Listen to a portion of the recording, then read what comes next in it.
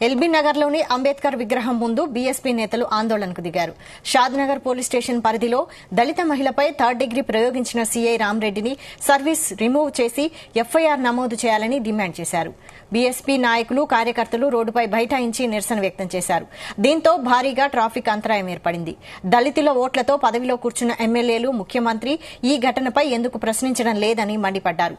సమస్య తీవ్రతరం కావడంతో బాధిత మహిళని కూడా కనపడకుండా దాచిపెట్టారని ఆరోపించారు. బాధిత మహిళకు ప్రభుత్వం వెంటనే 25 లక్షల రూపాయల నష్టపరిహారం ప్రకటించాలని డిమాండ్ చేశారు.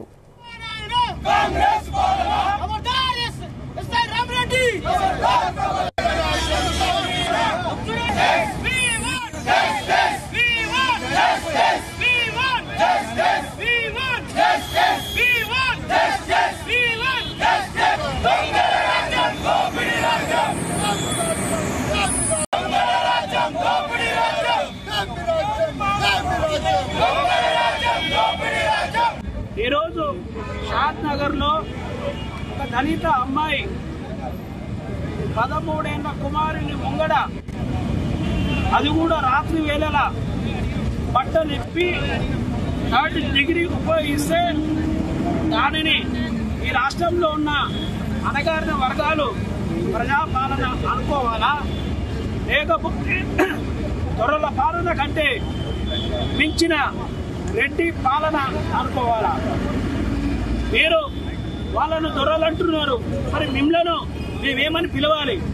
కాబట్టి వెంటనే మీరు నిజంగా మీ కులం మీద మీకు ప్రేమ లేకపోయినట్టయితే సిఐ రామరెడ్డి గారిని వెంటనే ఉద్యోగం నుంచి శాశ్వతంగా తొలగించి జైలుకు పంపాల్సిన అవసరం ఉందనే విషయాన్ని మేము మీ దృష్టికి తీసుకొస్తున్నాం. అదేవిధంగా రేవంత్ రెడ్డి గారిని మేము బీఎస్పీ పార్టీ నుంచి ఇంకో ప్రశ్న కూడా ఇస్తున్నాం. నిజంగా ఒక అగ్రకులాల మహిళను, ఒక ఎస్సీసీఐ, ఒక బీసీసీఐ, ఒక మైనార్టీసీఐ బట్టలు ఇప్పి థర్డ్ డిగ్రీ ఉపయోగిస్తే మీరు ఇప్పటి వరకు ఒప్పుకునేవాళ్ళ? దీనికి మీరు జవాబు చెప్పాల్సిన అవసరం ఉన్నది. మీరు కనుక జవాబు చెప్పకపోతే ఖచ్చితంగా రాబోయే రోజులల్లా మేము బీఎస్పీ నుంచి కూడా మీకు జవాబు చెప్తాం. రాష్ట్రంలో కొత్తగా వచ్చినటువంటి రేవంత్ రెడ్డి ప్రభుత్వం కేసీఆర్ ప్రభుత్వాన్ని, బీఆర్ఎస్ ప్రభుత్వాన్ని విమర్శిస్తూ ప్రజల కొరకు వచ్చినట్టు ప్రగల్భాలు పలికి ఈరోజు తెలంగాణ రాష్ట్రంలోని మహిళలకు మాన ప్రాణాలకు రక్షణ లేకుండా పరిపాలన చేస్తుంది. షాద్నగర్ లో సునీత అనే దళిత మహిళను అర్ధరాత్రి పూట పోలీసులు తీసుకెళ్లి వాళ్ళ చిన్న కొడుకు 13 సంవత్సరాల వయసు ఉన్నటువంటి కొడుకు ముందట బట్టలిప్పి తన భర్తకు సంబంధించిన నెక్కరేసి ఆమెను పూర్తిగా అర్ధనగ్నంగా చేసి ఆమెను నేల మీద స్ట్రెచ్ చేసి థర్డ్ డిగ్రీ ప్రయోగించి హింసించడం అనేది అత్యంత క్రూరమైన చర్య.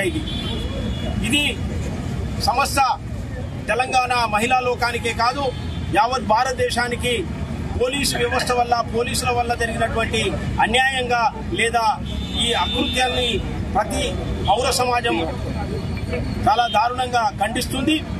అదేవిధంగా తెలంగాణ రాష్ట్రంలో ఉన్నటువంటి మహిళలందరికీ కూడా ఇది అవమానకరం. పోలీసు వ్యవస్థకు సిగ్గుచేటుగా వ్యవహరించినటువంటి రామరెడ్డి, సిఐ రామరెడ్డిని వెంటనే ఆయనను పదవి నుండి తొలగించాలని మేము డిమాండ్ చేస్తున్నాం. ఆ సంఘటన మీద ఒక సిట్టింగ్ జడ్జితోటై విచారణ జరిపించాలి. అదేవిధంగా ఇప్పటి వరకు పోలీస్ స్టేషన్లో ఎఫ్ఐఆర్ నమోదు కాలేదు. బాధిత మహిళ కనబడట్లేదు. మరి బాధిత కుటుంబం పారిపోయిందని చెప్తున్నారు. మరి